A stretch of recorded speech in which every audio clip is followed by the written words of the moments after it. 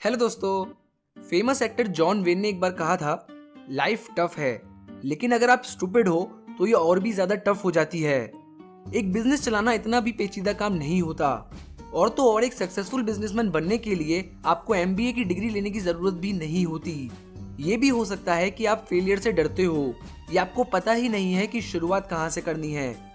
अगर आप भी अपना बिजनेस स्टार्ट करना चाहते हो और इन सवालों के जवाब ढूंढ रहे हो तो फिर ये वीडियो स्पेशली आपके लिए ही है, जहां मैं आपको the personal MBA by Josh Kaufman book की समरी देने वाला हूं। इस वीडियो के एंड तक आप बिजनेस के कई इंपॉर्टेंट कंसेप्ट्स को जान जाओगे, जैसे कि बिजनेस असल में काम कैसे करता है, इसकी शुरुआत कैसे करनी चाहिए और अगर आपका बिजनेस पहले से है तो आप उसको और इम्प्रूव कैसे कर सकते हो।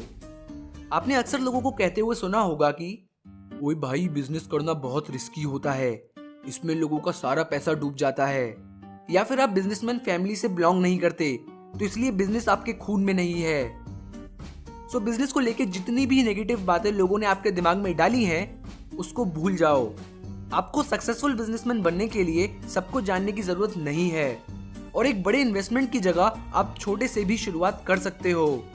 एक बड़ा बिजनेस बनाने के लिए आपको बिजनेस के 5 पिलर्स को जानना होगा। तो आइए एक एक करके इन पिलर्स को गहराई से जानने की कोशिश करते हैं। Pillar number 1, value creation. Business शुरू करने के लिए पहली चीज जो आपको सोचनी है वो है प्रोडक्ट। आप कौन सा प्रोडक्ट या सर्विस लोगों तक पहुंचाना चाहते हो। अपने प्रोडक्ट या सर्विसेज से आप लोगों को कितनी वैल्यू दे पाओगे।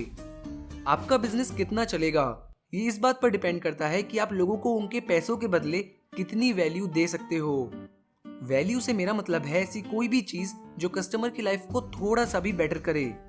वैल्यू सिर्फ प्रोडक्ट ही नहीं बल्कि एक ऐसा एक्सपीरियंस भी हो सकता है जिसे कस्टमर हमेशा याद रखे और जिसके सामने दूसरे ब्रांड्स की सर्विसेज फीकी लगने लगे। अगर आप दूसरों के मुकाबले उसी प्राइस पर अपने प्रोडक्ट में ज्यादा वैल्यू जोड़कर सेल करोगे तो आपके सक्सेसफुल होने के चांसेस बढ़ जाएंगे।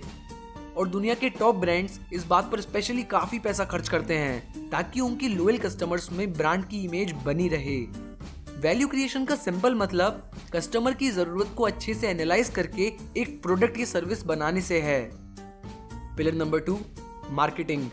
मान लो कि आपने अपने बिजनेस के लिए प्रोडक्ट बना लिया, तो अब सबसे बड़ा सवाल ये आता है कि उसे खरीदेगा कौन। आप अपने प्रोडक्ट की डिमांड मार्केट में कैसे क्रिएट करोगे, क्योंकि सिर्फ प्रोडक्ट बना लेना काफी नहीं है। जब तक लोग आपके प्रोडक्ट के बारे में जानेंगे नहीं वो उसे खरीदेंगे भी नहीं। इसलिए ये बहुत ज्यादा जरूरी है कि लोग आपके प्रोडक्ट के बारे में ज्यादा से ज्यादा जानें। आप क्या ऑफर कर रहे हो ये लोगों को पता होना चाहिए। मार्केटिंग का मकसद होता है टारगेट कस्टमर्स का ध्यान अपनी तरफ खींचना और उनमें अपना प्रोडक्ट खरीदने के लिए दिलचस्पी जगाना। मार्केटिंग इन लेमन टर्म्स उन कस्टमर्स को ढूंढने का साइंस है जो आपका प्रोडक्ट जरूर खरीदेंगे। लोग अक्सर मार्केटिंग को सेल्स में मिला देते हैं जबकि दोनों में बड़ा अंतर है। मार्केटिंग राइट कस्टमर का ध्यान अपनी ओर खींचने के बारे में है, जबकि सेल उसे कहा जाता है जब कस्टमर आपका प्रोडक्ट खरीदकर बदले में आपको पैसे देता है। इसलिए आपकी मार्केटिंग स्ट्रेटेजी बहुत जबरदस्त और असरदार होनी चाहिए ताकि कस्टमर उसे नोटिस करने पर मजबूर हो जाए। कि मार्केटिंग स्ट्रेटेजी कुछ हटके होनी चाहिए, कुछ ऐसा जिसे देखकर नजरें हटाना मुश्किल हो, जो कस्टमर में उस प्रोडक्ट के बारे में और जानने की इच्छा को पैदा करे। Pillar number 3, sales. Sales business process का वो हिस्सा है जहां आपके पास असल में पैसा आता है। अगर आपकी मार्केटिंग स्ट्रेटेजी जोरदार है तो प्रोडक्ट अपने आप बिकने लगेगा। उसके लिए आपको अलग से कोई स्ट्रेटेजी या ट्रिक यूज करने की जरूरत नहीं होगी। आपका गोल होना चाहिए कि लोग आपके प्रोडक्ट के बारे में जानें, उसे पसंद करें और उसकी क्वालिटी पर भरोसा करें। तब कहीं जाकर वो आपसे खरीदेंगे, बार बार खरीदेंगे और बाकी लोगों को भी इसके बारे में बताएंगे, जिसे माउथ टू माउथ पब्लिसिटी होना कहते हैं, जहां आपके प्रोडक्ट की क्वालिटी ही उसकी पब्लिसिटी की वजह बन जाती है। सेल बढ़ाने के लिए एक और टिप होती है जिसे बिजनेस टर्म्स में डैमेजिंग एडमिशन बोलते हैं। जब कोई चीज बहुत अच्छी होती है तब लोगों को उस पर शक होने लगता है, उस पर ट्रस्ट होना मुश्किल हो जाता है। अगर आपका ऑफर कुछ ज्यादा ही परफेक्ट हुआ तो पॉसिबिलिटी है कि लोग आपसे पूछें कि चक्कर क्या है भाई, इतना अच्छा ऑफर, ये कहीं स्कैम तो नहीं। डैमेजिंग एडमिशन कस्टमर को अपने प्रोडक्ट के ड्रॉबैक बताने के बारे में है। इस तरह आप अपने कस्टमर का भरोसा जीत सकते हो और उन्हें विश्वास दिला सकते हो कि आप उन्हें झूठ बोलकर चीट कर पैसे निकलवाने की कोशिश नहीं कर रहे। मान लो कि आप एक लैपटॉप डीलर हो, तो आप कस्टमर को एक्सप्लेन कर सकते हो कि लैपटॉप का ये पर्टिकुलर मॉडल ऑफिस और घर के काम के लिए तो बहुत बढ़िया है, लेकिन गेमिंग के लिए नहीं, क्योंकि उसमें हाई ग्राफिक्स और ज्यादा स्पेस की जरूरत होती है। सब कुछ पहले बता देने से आप कस्टमर का विश्वास जीत सकते हो और बहुत चांसेस हैं कि आपकी डील वहीं फाइनल हो जाए। सेल्स का सीधा कनेक्शन वैल्यू क्रिएशन, मार्केटिंग और वैल्यू डिलीवरी से होता है। Pillar number 4, value delivery. Value delivery बोले तो कस्टमर ने आपको जितने पैसे दिए हैं उसके बदले उसे बराबर या उससे ज्यादा की वैल्यू प्रोवाइड करना। एक उम्दा बिजनेस वो होता है जो कस्टमर की एक्सपेक्टेशंस को हर्ट नहीं करता। कई बिजनेसेस झूठे वादे करके कस्टमर से पैसे ऐंठ लेते हैं और बदले में उन्हें कुछ और ही डिलीवर करते हैं, जिसकी वजह से मोस्ट ऑफ द टाइम्स उनको मार्केट से ब्लैकलिस्ट कर दिया जाता है। आप मार्केट में अपनी गुडविल बना सकते हो अगर आप इन 3 बातों का ध्यान रखो तो। पहला, यूनिफॉर्मिटी, यानी आपका प्रोडक्ट या सर्विस हमेशा बिल्कुल सेम होनी चाहिए। As an example, Coca Cola. क्या आपने कभी सोचा है कि जब आप दुनिया के किसी भी कोने में जाके कोक पीते हो तो उसका टेस्ट बिल्कुल सेम होता है और लोग ये उम्मीद भी करते हैं कि उसका टेस्ट बिल्कुल सेम ही हो। इसी को ही यूनिफॉर्मिटी कहते हैं और ये करना आसान नहीं है। इस ड्रिंक को बनाने से लेकर इसकी पैकेजिंग, डिस्ट्रीब्यूशन, हर स्टेप में कोका कोला की यूनिफॉर्मिटी मेंटेन है। जरा सोच कर देखो कि हजारों जगह बिल्कुल सेम प्रोडक्ट पहुंचाने के लिए ट्रांसपोर्ट, वेयर हाउस, शिपिंग और न जाने किन किन चीजों की जरूरत होती होगी।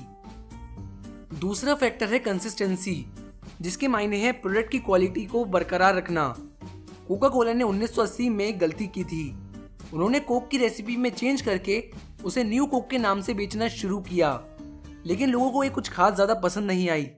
सो फिर वापस उन्होंने दोबारा पुरानी रेसिपी को फॉलो करना शुरू किया और फिर उनकी सेल पहले की तरह तेजी से बढ़ने लगी। तीसरा और आखिरी फैक्टर है रिलायबिलिटी, यानी अपने प्रोडक्ट को बिना कोई गलती और बिना कोई देर किए लोगों तक पहुंचाना। ऑनलाइन स्टोर्स के शुरुआती दिनों में अक्सर ऐसा होता था कि कस्टमर ने ऑर्डर कुछ किया है और उसको डिलीवरी के टाइम पर कुछ अलग ही चीज मिल रही होती थी। एग्जाम्पल, एक बार एक कस्टमर ने मैकबुक प्रो ऑर्डर किया और बदले में उसे हीटर डिलीवर किया गया था। एक अच्छी रेपुटेशन बनाने के लिए कस्टमर का आप पर भरोसा होना जरूरी है कि अगर उन्होंने आपको ऑर्डर दिया है तो उन्हें सही टाइम पर क्वालिटी प्रोडक्ट ही डिलीवर किया जाएगा। इसलिए आपको अपनी वैल्यू डिलीवरी में यूनिफॉर्म, कंसिस्टेंट और रिलायबल तीनों होना होगा। लॉयल कस्टमर्स बनाना इतना आसान नहीं है, लेकिन इन तीनों बातों को ध्यान में रखने के बाद आप अपने प्रॉफिट्स और कस्टमर्स दोनों बढ़ा सकते हो। And last, finance. जब भी लोग ये वर्ड सुनते हैं तो बड़े बड़े बोरिंग बार चार्ट, स्प्रेडशीट और कभी ना खत्म होने वाले नंबर्स के बारे में सोचने लगते हैं, पर फाइनेंस कोई रॉकेट साइंस भी नहीं है जो आपको समझ ना आए। एक बिजनेस में फाइनेंस का काम होता है ये देखना कि पैसा कहाँ जा रहा है और कहाँ से आ रहा है।